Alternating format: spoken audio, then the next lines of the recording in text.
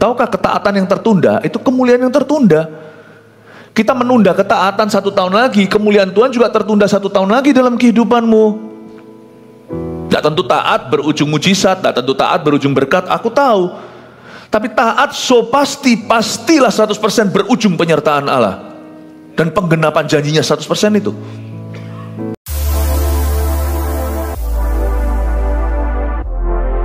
Ketaatan adalah mezbah. Kejadian pasal 12 ayat 1 sampai 9. Abram dipanggil Allah.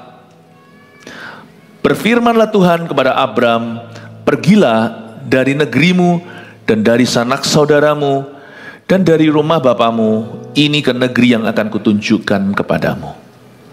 Aku akan membuat engkau menjadi bangsa yang besar dan memberkati engkau, serta membuat namamu masyhur, dan engkau akan menjadi berkat. Aku akan memberkati orang-orang yang memberkati engkau, dan mengutuk orang-orang yang mengutuk engkau. Dan olehmu semua kaum di muka bumi akan mendapat berkat. Lalu pergilah Abram seperti yang difirmankan Tuhan kepadanya, dan Lot pun ikut bersama-sama dengan dia. Abram berumur 75 tahun ketika ia berangkat dari Haran. Abram membawa Sarai istrinya dan Lot anak saudaranya, dan segala harta benda yang didapat mereka dan orang-orang yang diperoleh mereka di Haran. Mereka berangkat ke tanah Kanaan, lalu sampai di situ. Abram berjalan melalui negeri itu sampai ke suatu tempat dekat Sikem, yakni pohon terbantin di More. Waktu itu orang Kanaan diam di negeri itu. Ketika itu Tuhan menampakkan diri kepada Abram dan berfirman, Aku akan memberikan negeri ini kepada keturunanmu. Maka didirikannya di situ mezbah bagi Tuhan yang telah menampakkan diri kepadanya. Kemudian ia pindah dari situ ke pegunungan sebelah timur Betel. Ia memasang kemahnya dengan Betel di sebelah barat dan Ai di sebelah timur. Lalu ia mendirikan di situ mezbah bagi Tuhan dan memanggil nama Tuhan. Sesudah itu Abram berangkat dan makin jauh ia berjalan ke tanah Negeb. Saya yakin di awal tahun ini Tuhan mau mengurapi iman kita. Beriman itu gampang-gampang susah. Gampang karena yang kita imani adalah Tuhan, Tuhan tidak pernah berubah. Susah karena kita ini berubah-ubah. Iman itu harus dijaga lebih dari segala harta benda kita. Harta benda bisa dicari lagi kalau hilang. Tapi kalau iman hilang, apalagi iman keselamatan, kemana kita pergi kalau tidak cari Tuhan? Iman itu sangat berharga. Tapi iman itu tidak kelihatan. Jadi yang kelihatan adalah ketaatan. Ketaatan adalah mezbah kita dengan Tuhan. Saya ajak kita untuk melihat bagaimana Abram taat. Dan seluk-beluk lika-liku ketaatannya itu patut kita pelajari karena relevan. Hidup kita juga penuh dengan lika-likunya. Dan Abram mengajari kita bahwa tidak harus jadi orang sempurna untuk taat sama Tuhan. Ketaatan dimulai dengan perkara sederhana atau perkara kecil dulu. Mari kita lihat sekarang ayat 1. Berfirmanlah Tuhan kepada Abram. Taat tidak sembarangan. Taat itu punya materi. Materi taat adalah firman. Tapi firman itu kan Kejadian sampai Wahyu. Sekarang kan kita punya Alkitab. Kita mulai dari mana? Makanya itu kita harus punya hubungan yang rutin dengan Tuhan. Baca Alkitab juga pasal per pasal. Karena kita tidak tahu harus mulai dari mana, supaya nanti jangan sampai kita lihat Kejadian sampai Wahyu, bang tut jendela wawah. Ya nggak tahu nih anak-anak muda mungkin itu ya. Kayak untung-untungan gitu loh. Ini ayatnya harus rutin. Karena Tuhan itu teratur. Dan taat itu tidak boleh sembrono. Taat itu harus punya fondasi. Fondasi taat adalah firman. Firman itu ada macam-macam. Manifestasi firman salah satunya adalah firman yang kita rasakan, rema, yang melompat. Firman yang sifatnya kita dengar. Tapi semua itu pun punya fundamental. Dasar semua firman yang kita dengar adalah firman yang tertulis. Zaman Abraham belum ada firman tertulis. Jadi firman itu lamban. Abraham menerima firman ini setelah ayahnya mati. Abraham sendiri sudah tua. Dan ini firman kedua, meskipun pasal 12 ayat pertama, ini adalah firman yang dia dengar sebelum dia di Haran. Dia masih ada di Ur Kasdim, tanah kelahiran, yaitu di Mesopotamia. Abram ini sebelum namanya Abraham mendengar firman di tanah kelahiran. kamu mesti keluar dari sini, ngikut aku. Nggak gampang, karena dia punya tradisi, dan keluarganya penyembah berhala. Ada juga sembayangan yang dia nggak bisa tinggalkan. Apalagi papanya udah meninggal, dia punya tanggung jawab sebagai seorang anak laki-laki. Firman ketika datang dalam hidup kita, tidak tentu hidup kita dalam kondisi nyaman dan aman. Kalau Tuhan berfirman ya jangan ditawar. Jangan cintai tradisi, jangan cintai keluargamu, jangan cintai pekerjaanmu atau apapun lebih daripada Yesus Kristus. Kalau Tuhan ngomong jalankan. Tuhan tuh gak pernah salah dan Tuhan tidak mencelakakan. Makanya itu kita gak bisa taat sama firman kalau kita gak punya iman. Karena kita harus percaya kalau Tuhan yang berfirman itu setia. Kita juga harus yakin kalau Tuhan berfirman itu benar. Dan Tuhan itu paling punya hak. Tuhan berhak lebih dari nenek moyang kita. Nenek moyang kita tertua adalah Allah pencipta kita. Berfirmanlah Tuhan kepada Abram. Ini kedua kali. Di-repeat sama Tuhan. Suatu firman kalau di-repeat 2 kali dalam hidupmu, please jangan negosiasi. Kalau Tuhan sudah ngomong sekali lagi, Tuhan tidak perlu ngomong ketiga kali. Mari kita buat goal tahun ini, cara kita taat sama Tuhan itu sekali Tuhan bicara langsung kita melakukannya. Nggak usah perlu disentil lagi, nggak usah perlu pakai tali les dan kekang seperti keledai kalau nggak ditendang. Kalau kita ikut Tuhan itu, Tuhan sekali bicara aja jalankan. Kalau enggak kita buang-buang waktu orang, buang-buang waktu sendiri, buang-buang waktu Tuhan. Berfirmanlah Tuhan kepada Abram, pergilah dari negerimu dan dari sanak saudaramu. Garis bawahi itu, karena ini perlu. Pesan Tuhan itu selalu spesifik. Kalau Tuhan memberi kita instruksi, tidak pernah ada missing detail-detailnya. Karena itu orang kalau ikut Tuhan juga harus jeli, tidak boleh asal-asalan. Nubuatan itu ada yang namanya sifatnya luas. Oh, Tuhan akan selamatkan negerimu. Tapi instruksi itu selalu berupa hikmat. Dan hikmat itu selalu spesifik. Pergilah dari negerimu, disuruh keluar dari geografi tertentu, disuruh meninggalkan Mesopotamia. Ini ayat tidak bisa diterapkan mentah-mentah. Oh, pergilah dari Indonesia, siapa disuruh pergi ke luar negeri? Nggak tentu, tetapi ada pula orang yang dipanggil Tuhan untuk pindah. Tapi nggak hanya sampai kepada tanah. Dia berkata, kamu juga harus keluar dari sanak saudaramu. Kamu harus keluar dari sanak saudaramu. Kamu bukannya putus hubungan sama mereka, tetapi aku membawamu ke sesuatu yang lain. Khususnya kamu, hai Abram, kamu tidak akan melanjutkan pekerjaan orang tuamu. Ini tidak boleh diterapkan mentah-mentah. Sebagian di antara kita dapat perintah dari Tuhan, Roh Kudus menuntun kita untuk melanjutkan pekerjaan Papa. Tapi ada pula yang dipanggil Tuhan keluar. Abramlah salah satunya.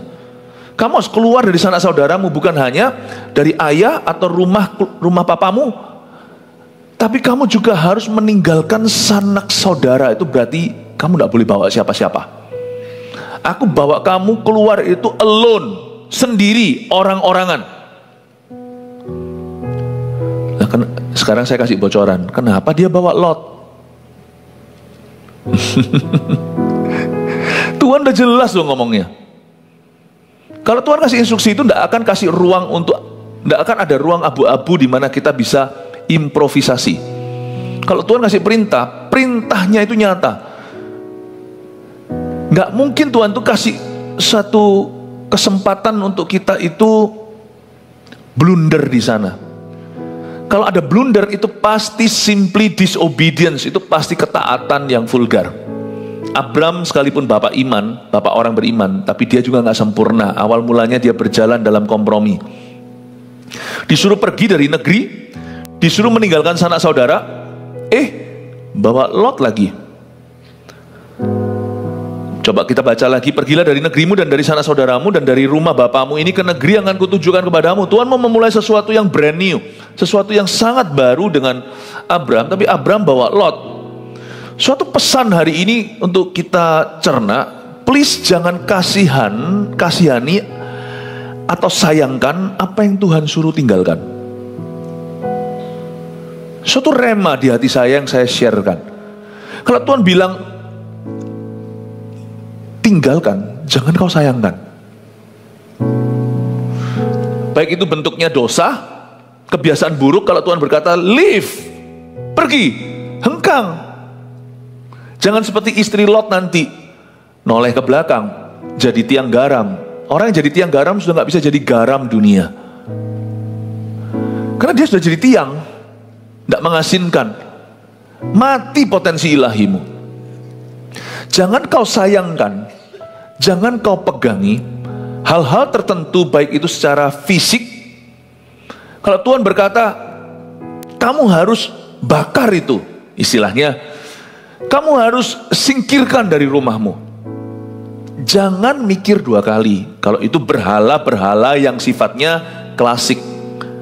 Tapi ada berhala-berhala yang tidak klasik, yang tidak kelihatan. Misalnya gaya hidup kita.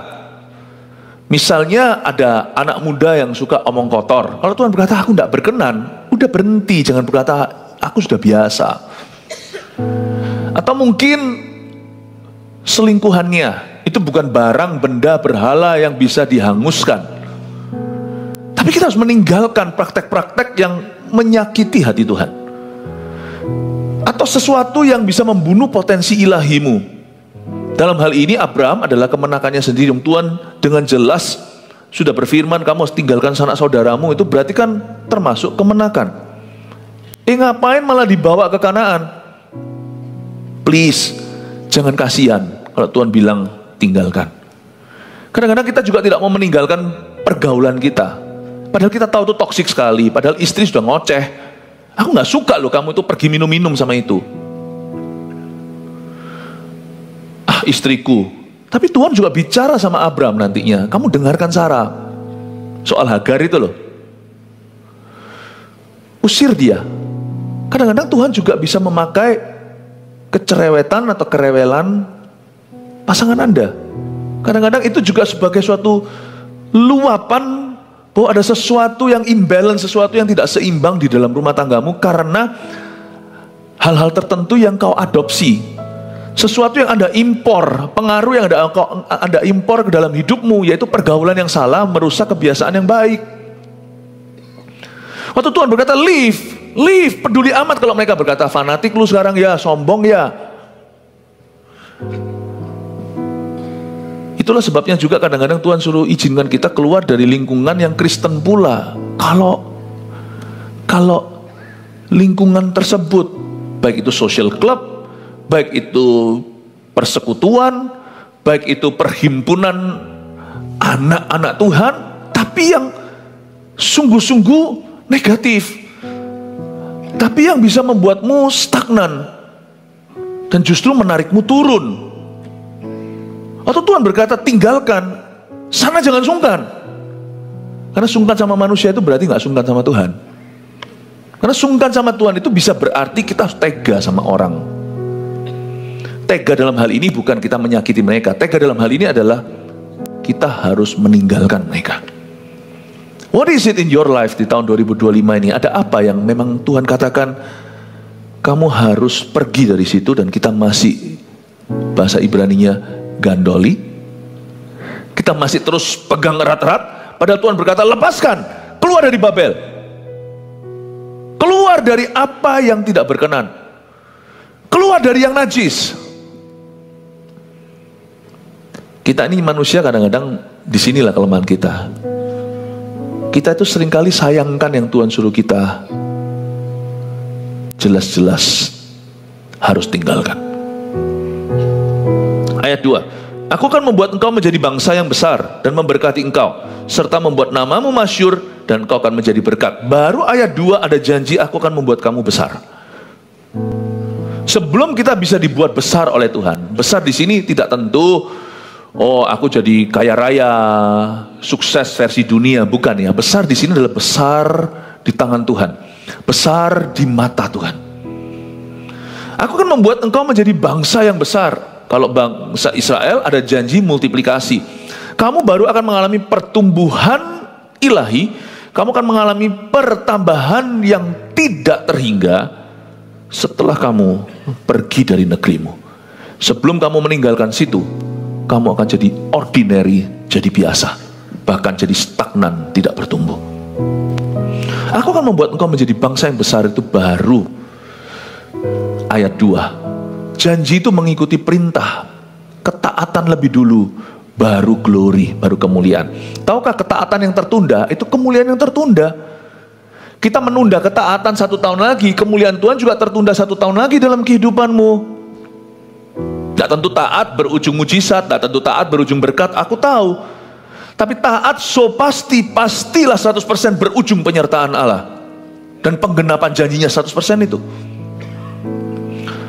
Aku akan membuat engkau menjadi bangsa yang besar dan memberkati engkau serta membuat namamu masyhur. Karena Abram keluar dari Mesopotamia, dari Haran, dia pergi ke Kanaan dengan iman. Meskipun dia kompromi awalnya bawa Lot segala, tapi Tuhan, dari sisi Tuhan tidak cacat celah. Dari sisi Tuhan yang pemberi janji dan kita yang menjadi sebagai penerima janji, Tuhan itu tidak pernah ingkar. Dari sisi kita aja yang kompromi. Dari sisi Allah itu selalu sempurna. Saya tunjukkan, Abram nanti masuk dalam masalah gara-gara kompromi Abraham soal Lot ini. Israel turun-temurun punya musuh bebuyutan. Keturunan Lot namanya Ammon dan Moab. Lahir dari incest, hubungan ayah yang tidur dengan 2 putrinya. Menjijikkan. Gara-gara Abram membuka celah, pintu ini tidak tertutup sampai ratusan keturunan. Tahukah Anda, tempat Anda tidak taat, tempat itu akan menjadi tempat kutuk turun-temurun dalam kehidupan. Bukan hanya kehidupanmu, kehidupan orang-orang yang berkenaan dengan Anda. Yunus contohnya nggak taat, 1 kapal itu mau tenggelam. Waduh, Pastor Philip, kalau saya sudah terlanjur nggak taat gimana? Apakah ada jalan? Good news, darah Yesus bisa menebus. Katakan amin. Tapi sekalipun darah Yesus menebus, tetap Tuhan tetap masih menunggu ketaatanmu. Sekalipun darah Tuhan, darah Yesus itu cukup kuat untuk menebus apapun juga, segala kutuk bisa ditukar, bisa diputar balikan menjadi berkat, tapi tetap berkat tidak pernah datang tanpa taat. Saya mau tunjukkan di sini dari sisi kasih karunia, bahwa sekalipun Abramnya cacat celah, ketaatannya itu ada cacatnya, ada nodanya, tapi Allah tidak ada salahnya. Tuhan ketika melihat Abram akhirnya sungguhan keluar dari negerinya, sekalipun bawa salah seorang sanak saudaranya, Tuhan tetap akhirnya membuat nama Abram menjadi masyhur sesuai janjinya. Even when we are not faithful, ketika kita tidak setia, Tuhan kita itu tetap setia. Sekalipun kita nggak setia, Tuhan setia. Jadi hari ini kalau ada janji digenapi, itu bukan karena Anda setia, itu karena Tuhan setia. Tuhan itu kayak ngefur gitu loh, kayak ngalah. Sekalipun ketaatan Abraham boleh dikatakan hanyalah setengah, penggenapan janji Tuhan itu tetap sepenuhnya. Tuhan membuat nama Abraham masyhur, dan engkau akan menjadi berkat. Keturunan Abraham namanya Yesus Kristus menjadi keselamatan bagi bangsa-bangsa. Engkau akan menjadi berkat. Your seed will become a blessing, atau benihmu akan menjadi berkat bagi bangsa-bangsa itu sungguhan dan digenapi dalam Yesus Kristus. Dan nama Abraham memang menjadi masyhur, bukan hanya nama Yesus. Nama Yesus adalah satu-satu namanya, satu-satu nama di bawah kolong langit yang bisa menyelamatkan umat manusia. Tapi secara manusia, nama manusia yang paling merangkul berbagai umat itu nama Abraham. Nama Abraham ini direspek sama 3 umat terbesar di dunia. Ya, pertama-tama tentunya Yahudi, lalu habis itu Kristen, umat Kristen, dan umat Muslim. Ini nama direspek sama 3 kemah ini. Benar-benar selain nama Yesus, nama yang betul-betul mendunia, yang bisa dihormati oleh berbagai umat beragama, itu nama Abraham. Tapi Yesuslah satu-satunya nama keturunan Abraham itu yang bisa menyelamatkan kita dan membawa kita masuk surga.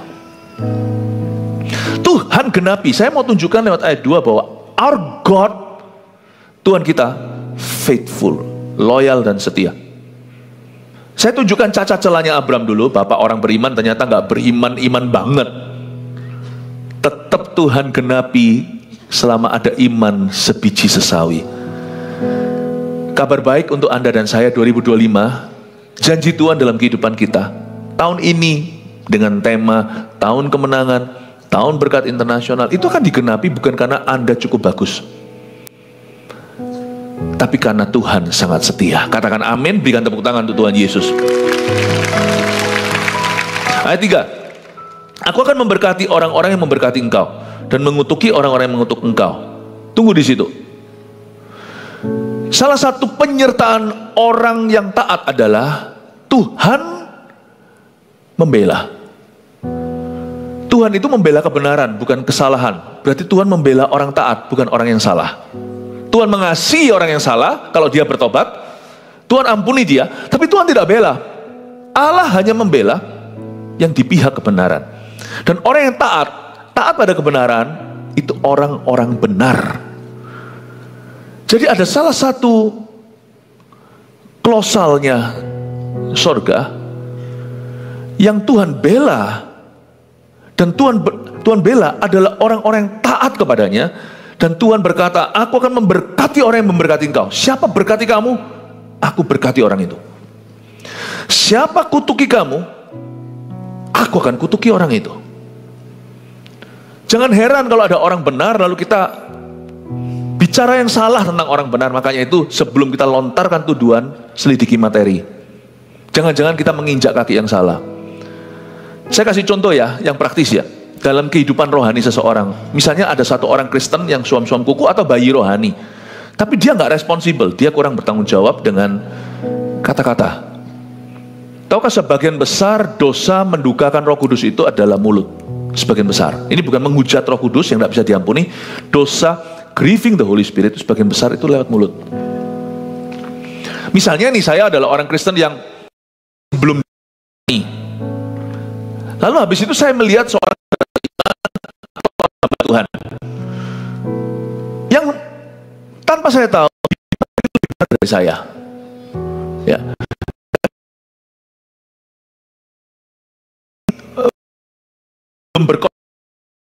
Hitung dalam neraca, ditimbang pengorbanan orang itu lebih dari saya.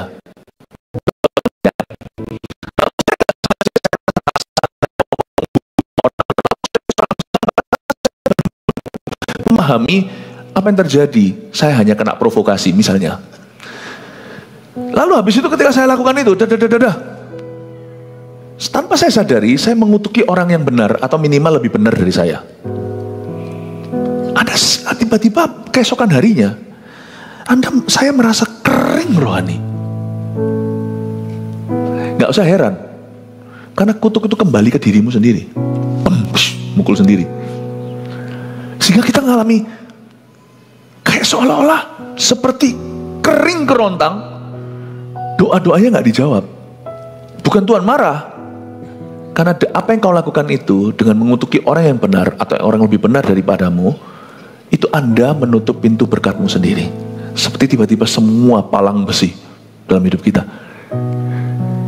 Itulah sebabnya kalau kita memang orang yang taat pada Tuhan, jangan membalas yang jahat dengan yang jahat. Karena orang jahat udah punya imbalannya sendiri. Kejahatannya akan tertumpah ke atas kepalanya sendiri. Kita itu terus saja kejar perkenanan Tuhan. Mari kita bergerak dari taat ke taat. Gak usah gubris orang lain lakukan apa. Karena ada ayat di ayat 3, Tuhan akan memberkati orang yang memberkatimu selama hatimu berkenan kepada Allah. Dan Tuhan akan mengurusi orang yang mengutukimu. Dan olehmu semua kaum di muka bumi akan mendapat berkat. Saya kasih sedikit juga a touch of history. Saya kasih sedikit pesan sejarah. Sebenarnya keturunan Abram ini, yaitu orang-orang Yahudi, hari ini Israel, tetap masih ada dalam perjanjian Tuhan dengan nenek moyangnya, Abraham, Ishak, dan Yakub. Saya tidak akan masuk ke politik praktis karena itu bukan urusan saya sebagai hamba Tuhan. Tapi hari ini Israel nggak bisa dimusnahkan, karena Israel ada di dalam nubuatan Allah sampai kitab Wahyu. Benar salah mereka itu nanti urusan nanti. Tapi saya sebagai seorang pembawa firman, saya harus mengupas apa kata Tuhan tentang umat perjanjian lama, dan saat ini juga mereka masih ada di perjanjian baru, dan Tuhan akan ada waktunya nanti di kitab Wahyu dijelaskan kebangunan rohani untuk mereka setelah kebangunan revival untuk bangsa-bangsa diselesaikan. Israel nggak bisa hancur apapun terjadi, mau seluruh internasional melawan juga nggak bisa. Kenapa? Kalau sampai Israel hancur, keturunan Abraham, saya sendiri akan goyang sama Tuhan. Kalau Tuhan ternyata sudah janji sama Abraham, lalu nanti Tuhan ingkar janji, mana saya bisa percayakan anak saya kepada Tuhan kalau suatu hari Tuhan ingkari? Israel gak mungkin hancur, karena Tuhan setia pada Abraham. Makanya saya tidak perlu kuepangkan anak saya kemana-mana kecuali ke Tuhan Yesus. Sudah terbukti, jikalau hal-hal yang lainnya hanyalah superstisi, tak teruji. Coba lihat keturunan Abraham, Ishak, dan Yakub itu sampai hari ini mau ditekan, mau dihancurkan, dibinasakan. Tahun 40 sekian oleh Jerman, Holocaust pun terjadi, pembunuhan massal. Gak bisa, tempat kecil itu persis di timur tengah di seluruh dunia, itu mau dipites pun gak binasa. Saya lihat itu, saya ingat anak-anak saya, dan saya berkata, kalau anak Abraham dipelihara, karena Abraham menyembah dia, I will worship, saya akan menyembah Tuhan Allah Israel, karena anak-anakku aman. Abraham sudah mati, keturunannya dipelihara. Anakku tidak perlu dikuepangkan ke kiri kanan, ku kasih ke Tuhan, karena Tuhan membuktikan. Kalau Tuhan bisa setia pada hamba-hambanya di perjanjian lama, Tuhan bisa setia pada hamba-hambanya di perjanjian baru. Tuhan berkata, aku akan memberkati yang memberkati engkau. Yunani, ya, negara Yunani, Greece itu defile the temple. Apa itu defile? Itu jadi menajiskan bait suci. Mereka langsung ditelan sama Roma. Kaisar Romawi menganiaya orang-orang Kristen Yahudi, hancur di tangan Viking. Viking yang sekarang menjadi cikal bakal beberapa negara di Eropa. Mulai masuk ke dunia Eropa, Spanyol, Polandia. Lalu yang paling maksimal yaitu Jerman tahun 40 sekian, aniaya terhadap bangsa Yahudi, persis seperti di zaman Esther, yaitu namanya Haman, tapi ini Hitler. Mereka hendak memunahkan bangsa Yahudi. Gak bisa, bukan masalah orang Yahudi itu baik, bukan. Tapi kalau siapa bisa memusnahkan bangsa Yahudi, dia berarti bisa meng-cancel janji Tuhan. Gak bisa. Jatuhlah Jerman, dibom sama Amerika. Ya, zaman Jepang, Hiroshima, itu kan perang dunia kedua. Lalu habis itu England, dulu negara adikuasa, semua adalah British colony. Tahun 48 mereka bantu untuk menjadikan Israel sebagai suatu negara. Lalu gak lama setelah itu mereka semacam putus hubungan dengan mereka, gembos langsung. Inggris bukan menjadi yang terutama, lalu Amerika goyang. Saya tidak tahu sekarang di zamannya Trump kembali nilai-nilai yang sifatnya konservatif, konvensional, keluarga, family. Gak perlu seorang presiden Kristen, tapi menegakkan apa yang merupakan kebenaran dan keadilan. Dan terhadap Israel, mereka simpatik. Ini bukan ngomong tentang politik praktis, perang-perangannya semua umat manusia dicinta Tuhan. Mau Ukraina, mau Rusia, dua-dua adalah umat manusia tebusan Allah. Untuk kedua-duanya Yesus mati di Golgota. Israel, Palestina, Tuhan mati untuk setiap jiwa. Tuhan mengasihi setiap orang. Israel rohani itu adalah setiap orang yang mengaku Yesus adalah Tuhan. Itu bicara tentang umat pilihan Allah, imamat rajani. Saya tidak ngomong tentang politik praktisnya, bukan soal pro kontra. Tapi ketika satu bangsa menyadari bahwa Tuhan punya janji sama Abraham dan belajar menghargai anak-anaknya, belajar untuk mendoakan untuk revivalnya, Tuhan berkata, aku akan memberkati. Yang ngutuki aku akan kutuki. Saya punya seorang teman, misalnya saya janji dan saya punya hubungan yang sangat baik. Sekalipun teman itu mati, kalau anaknya rusak, kalau dia anak itu datang ke rumah saya minta roti, saya tidak akan lihat anak itu. Saya tidak akan lihat anak itu jahat. Saya akan lihat bahwa saya punya perjanjian dan papanya itu sahabat karib saya. Saya pasti lakukan apa yang saya bisa untuk menuntun anak itu.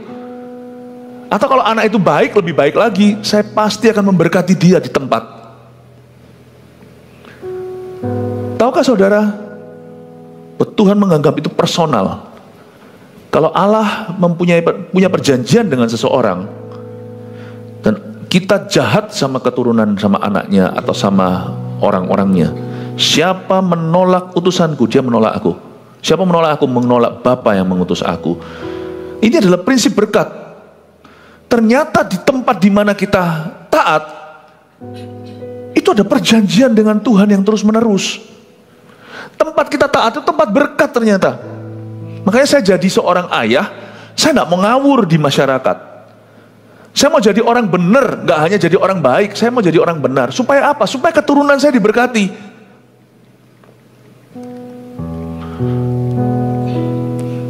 Pada waktu saya mengalami didiagnosa, tahun lalu saya didiagnosa penyakit yang ganas, tapi sembuh puji Tuhan.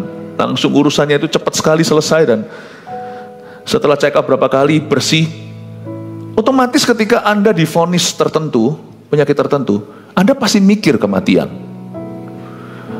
Sungguhan loh di hati saya itu, waktu saya ngalami itu, saya tidak ada penyesalan. Aku tidak menyesal hidup yang kujalankan sejak ku kenal Tuhan umur 18 tahun. Saya tidak ada penyesalan. Penyesalan saya adalah sebelum 18. Itu banyak sesalnya. Lalu saya mikir, kalau saya tidak ada, keluarga saya, siapa yang take care nanti? Ya sedih sih. Sedih saya ternyata adalah urusan orang lain. Saya sendiri waktu mengalami terima kabar buruk itu, saya tidak takut. Karena saya selalu siap ketemu Tuhan anytime, setiap saat. Tapi waktu saya alami itu, saya mikirkan untuk jemaat, saya mikirkan untuk keluarga. Dan waktu saya pikir untuk anak, ada suatu ketenangan. Oh no, aku tidak pernah hutang sama siapa-siapa. Aku tidak pernah mencuri dari siapa-siapa. Aku tidak pernah melukai siapa-siapa. Jadi saya tidak takut kalau anak saya tidak akan ada orang yang pedulikan. Gak mungkin lah. Saya mikir kalau sampai saya tidak ada, anak-anak saya ngetuk pintu Anda, minta roti, masa tidak Anda kasih? Gak mungkin. Karena kalau papanya hidup dalam ketaatan, anaknya akan hidup dalam perjanjian. Tapi saya tidak mungkin, saya ngomong sama diri sendiri waktu itu, anakku tidak akan ketuk pintu minta roti.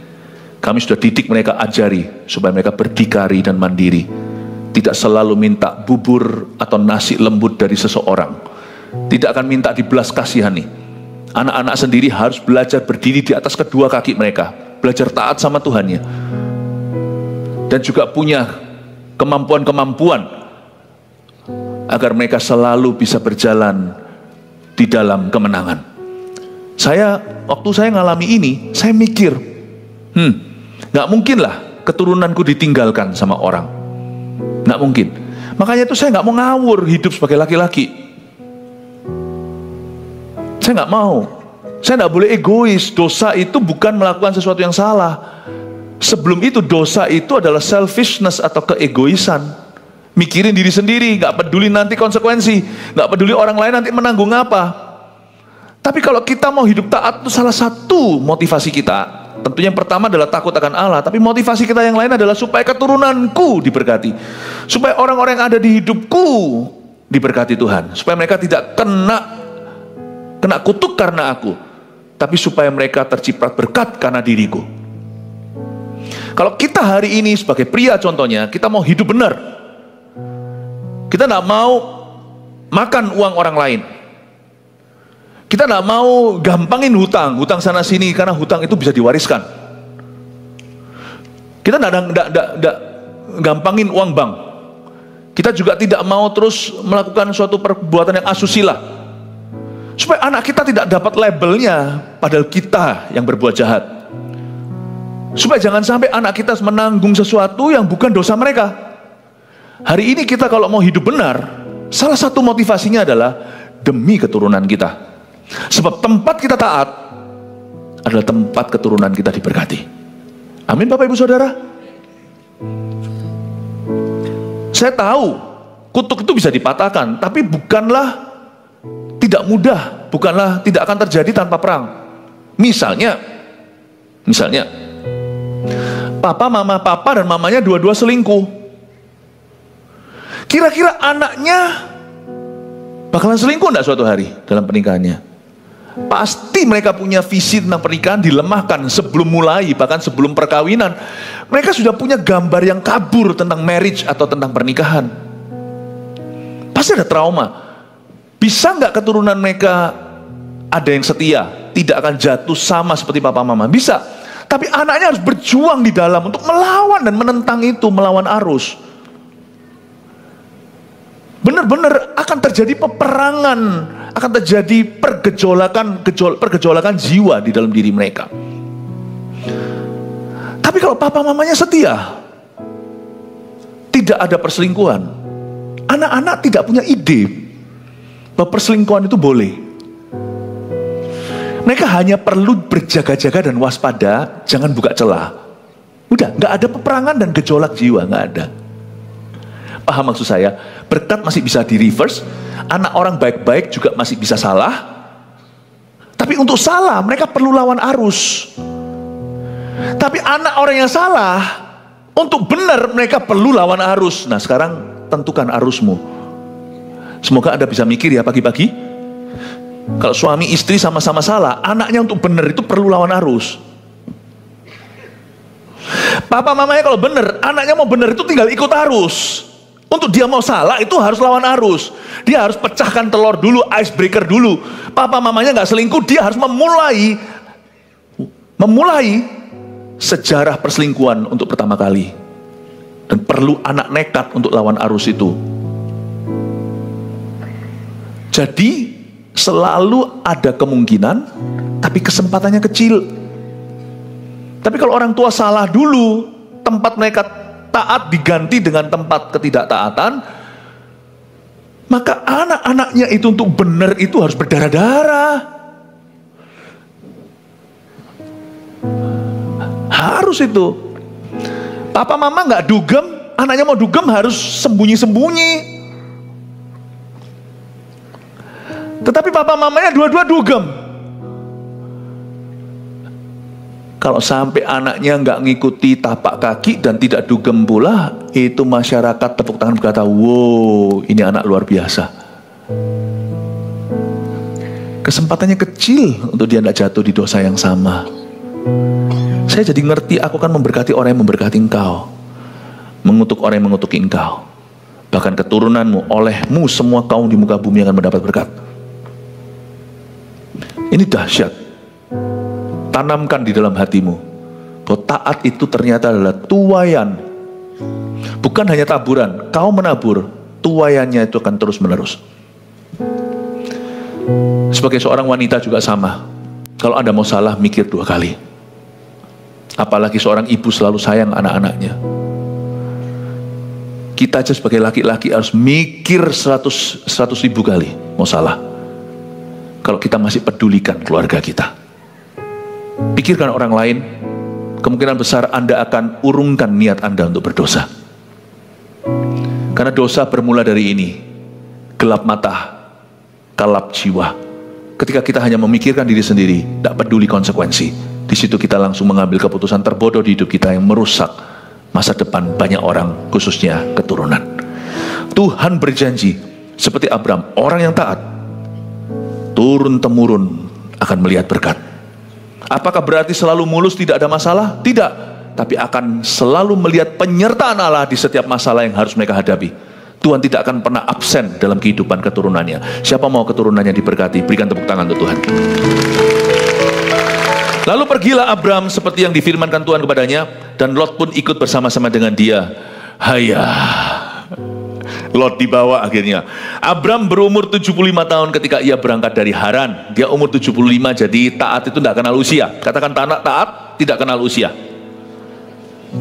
Karena itu saya percaya taat juga nggak kenal usia dini. Dari sejak kecil mereka harus belajar Bible study, jangan lupa. Saya ulangi, dari sejak kecil mereka harus diperkenalkan dengan firman Tuhan dan Roh Kudus. Taat juga nggak kenal usia tua. Nggak ada usia lanjut. Taat itu selalu hari ini, nggak peduli umur Anda sekarang. Abram berumur 75 tahun ketika ia berangkat dari Haran. Abram membawa Sarai, istrinya, dan Lot, anak saudaranya, dan segala harta benda yang didapat mereka, dan orang-orang yang diperoleh mereka.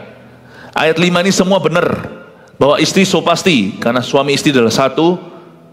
Ketika seorang suami dipanggil melakukan sesuatu, istrinya otomatis ikut, otomatis nurut. Ketika seorang istri berdoa dan membangun kerohaniannya, suaminya agak lelet, agak ketinggalan di belakang, karena suami merasa yang doa itu gak apa-apa, itu nyonyaku aja yang pelayanan. Saya dorong yang laki-laki sini yang belum aktif dalam Tuhan untuk mengikuti istrinya, karena suami dan istri harus selalu sama-sama masuk Kanaan. Istriku yang rohani, istriku yang PPCG, suaminya datang aja kagak, datang aja enggak. Mulai sekarang, kalau istri Anda memang mimpin, punya karisma, Anda jangan merasa seperti kelas 2. Tuhan kasih urapan itu mungkin karena Anda absen, tapi ketika Anda aktif nanti suami istri akan saling melengkapi seperti Priscilla dan Aquila. Bukan sama-sama salah seperti Ananias dan Safira. Jangan delegasikan kerohanian atau mendidik anak dalam Tuhan itu kepada istrimu saja. Suami istri harus bersama-sama. Suami istri Abram dan Sarah harus sama-sama masuk ke Kanaan. Istri juga harus mau tahu kerjaan suaminya sekalipun nggak ikut ke kantor. Minimal tanya, apa sayang yang harus aku doakan, apa pak? Ya, mungkin tanya sama suaminya, bagaimana mama harus berdoa.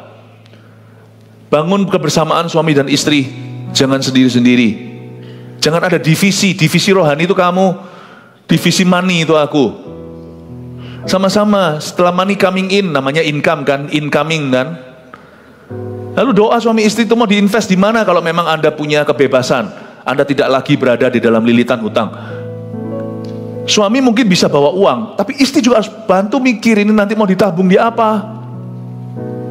Biasanya suami istri yang kompak gitu nggak mungkin jatuh ke yang namanya scam yang kayak modus-modus, yang money game dan sebagainya, nggak akan. Itu masih akan ada lagi nanti tahun ini, tahun depan masih muncul lagi. Tapi suami istri kalau kompak biasanya kan diluputkan dari gitu-gituan. Biasanya gitu, yang gitu itu adalah yang punya uang, dapat uang, lalu habis itu spion kirinya dapat, spion kanannya mati, atau spion kanannya terima uang, spion kirinya buta. Biasanya nanti dapat uang, bocor uang. Suami istri kalau kompak, itu uang akan tinggal di rumahmu. Dia tidak akan lari kemana-mana. Itu uang tiba-tiba nggak ada sayapnya. Tapi uang itu ada tangganya, bukan ular dan tangga, itu dibawa Tuhan naik nanti. Jangan berkata, istriku tahu apa. Paling tidak dia tahu hatimu serakah. Jangan pak, aku kok nggak serak ya. Ini kayak gini-gini tuh, hulu hilirnya nggak kelihatan loh prosesnya apa, cuman menjanjikan bunganya itu segede langit. Lu tahu apa? Dia jalankan karena teman-temannya. Orang buta menuntun orang buta, sama-sama jatuh dalam scamming. Suami istri kalau satu-satu ke Kanaan itu berkatnya banyak. Tapi juga jangan Kanaan itu selalu diartikan berkat-berkat jasmani doang atau berkat materi. Kanaan yang terutama itu adalah kerohanian. Seringkali suami yang lelet di belakang. Ayo nyusul dong. Jangan melihat dirimu sebagai, oh aku bagian duniawi, kamu bagian rohani. Gak ada. Abram dan Sarah sama-sama. Ayat 5 itu betul semua. Dibawa semua harta bendanya yang didapat mereka. Gak ada yang berkekurangan. Orang-orang yang diperoleh mereka di Haran semuanya, kecuali satu yang mereka nggak boleh bawa. Ini yang salah di ayat 5 itu hanyalah kata Lot, anak saudaranya. Ya udah lanjut. Abram berjalan melalui negeri itu sampai ke suatu tempat dekat Sikem, yaitu pohon terbantin di More. Waktu itu orang Kanaan diam di negeri itu. Kalau dia masuk ke Kanaan, dia langsung masuk ke tempat yang paling challenging. Coba katakan Sikem. Sikem itu adalah epicenternya Kanaan. Di tanah perjanjian, tengah-tengahnya dot di tengah itu, Sikem. Kalau Anda mau taat, jangan cari yang nyaman. Bahkan jangan cari yang aman. Kalau saya ditanya sama satu orang, saya kadang-kadang ditanya begini, saya nggak tahu kenapa saya selalu dikasih teka-teki. Ya, kalau teka-teki begini saya juga nggak tahu jawabnya. Ayo, ingat nggak saya siapa? Waduh, saya berkata saya bukan Tuhan Yesus. Karena teka-teki yang diberikan ke saya adalah gini, ayo, saya ada kabar, mau dengar kabar baik dulu atau kabar buruk dulu? Siapa yang pernah digituin sama orang? Saya pernah, kabar baik dulu, good news dulu atau bad news dulu? Saya selalu pilih bad news dulu. Bad news dulu. Apapun yang saya hadapi, saya langsung hadapi di tengah. Apapun pekerjaan yang saya lakukan, saya selalu selesaikan yang paling susah. Saya bukan tipe orang yang selalu cari yang mudah dulu, lalu yang kemudian pelan-pelan menanjak ke atas. Enggak. Mungkin kalau olahraga, iya, jangan ngotot di depan. Tapi pelan-pelan. Kerohanian bangun pelan-pelan. Bukan. Tapi kalau kita menyelesaikan sesuatu, menghadapi sesuatu, hadapi dulu yang paling susah. Daud tidak bunuh Filistin yang kate atau yang kerdil, yang kurcaci. Dia langsung bunuh Goliat, sisanya jarahan. Abram tahu prinsip ini. Sebagai orang yang taat, kita tahu penyertaan, kita tidak takut. Dan dia langsung datang ke negeri yang Tuhan janjikan. Arrive, langsung mendarat di tengah-tengahnya, di Sikem. Dan di pohon terbantin situ. Dan orang Kanaan diam di negeri itu. Dia langsung masuk di tengah-tengah. Please do not avoid problems. Face them. Orang taat itu tidak alasan.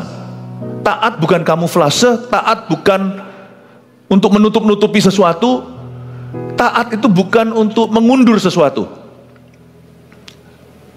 Kalau kita mau taat sama Tuhan, langsung taat yang berat.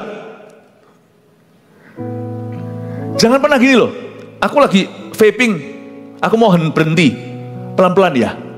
Jangan pelan-pelan. Misalnya aku mau ngerokok, aku mau berhenti nih kebiasaan, atau aku memang suka mabuk-mabuk.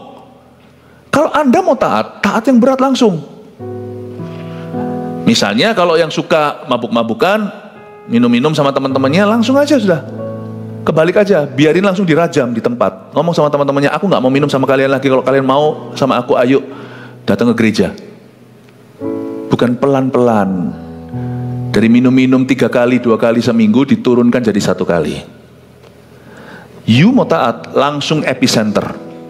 Langsung jantungnya, terus jantung masalahnya itu langsung kau tusuk, langsung disikap, langsung disentralisasi problema dan musuh.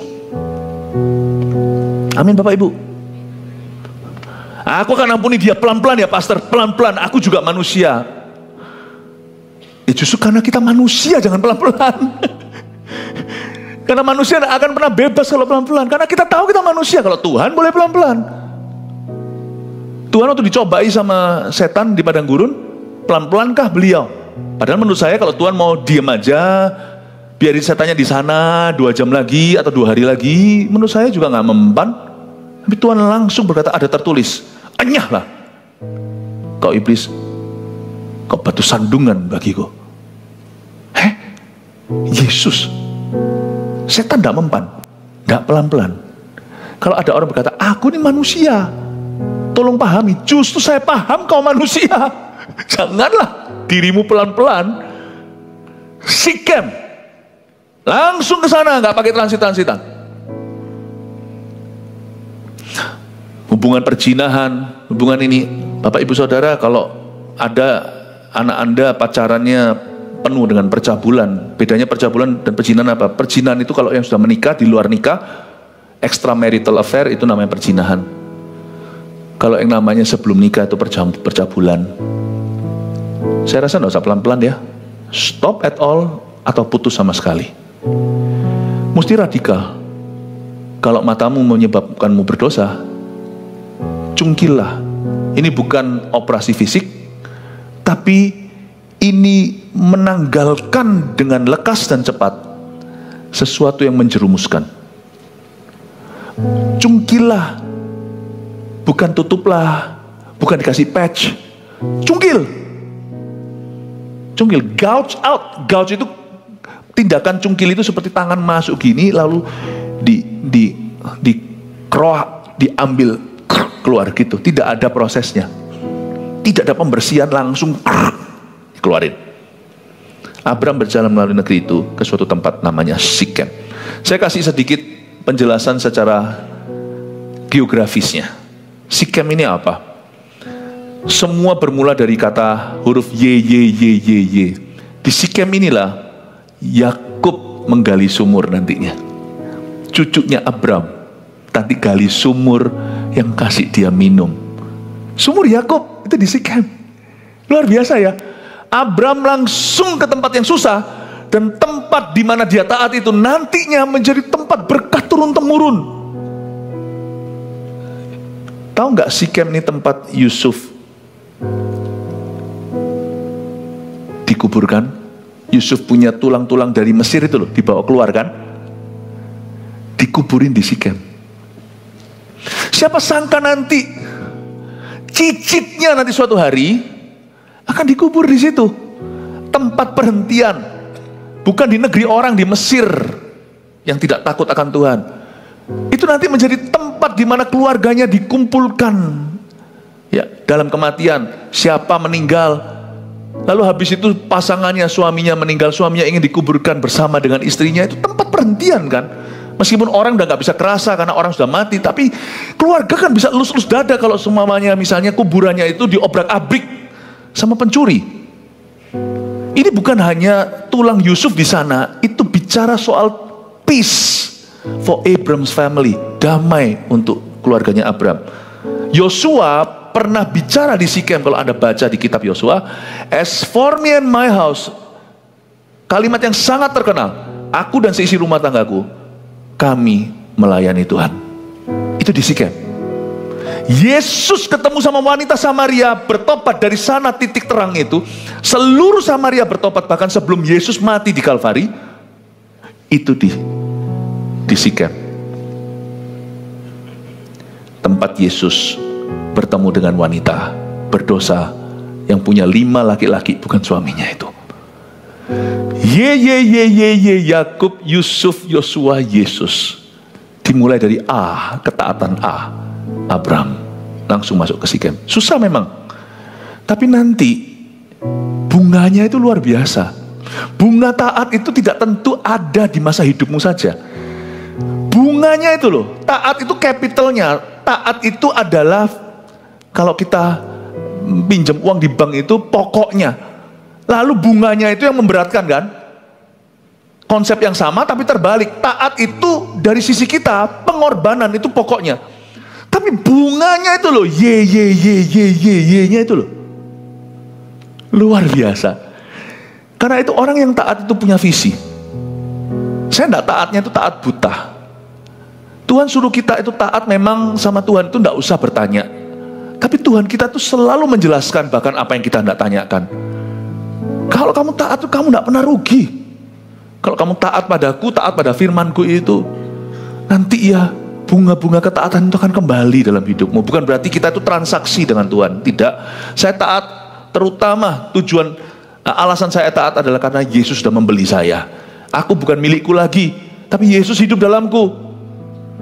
Tapi taatku jadi penuh dengan harapan. Taat itu pertama-tama hanya karena kasih. Kalau kita mengasihi Tuhan ya kita taat. Tapi taat itu juga ada dimensi iman di dalamnya dan dimensi pengharapan. Iman, pengharapan, dan kasih. Dalam dimensi iman kita harus tahu kalau kita taat itu kita percaya bahwa kita melakukan apa yang benar dan apa yang sah. Pengharapan kita tahu what hope. Harapan apa yang terkandung dalam setiap ketaatan yang kita lakukan di dalam nama Tuhan. Saya percaya Tuhan, kalau aku taat, saya ingat Sikem. Aku taat di sini, susah memang. Tapi nanti di dalam hidupku akan terjadi. Ya Tuhan, gak apa-apa. Ternyata kalau saya lihat, taat adalah investasi terbaik yang saya bisa lakukan di masa hidup saya. Taat pada Tuhan. Karena nanti itu akan menjadi tuaian yang tak terputus untuk anak cucu dan keturunanku. Saya berdoa supaya Anda semua kalau taat itu karena kasih. Jangan karena iming-imingnya.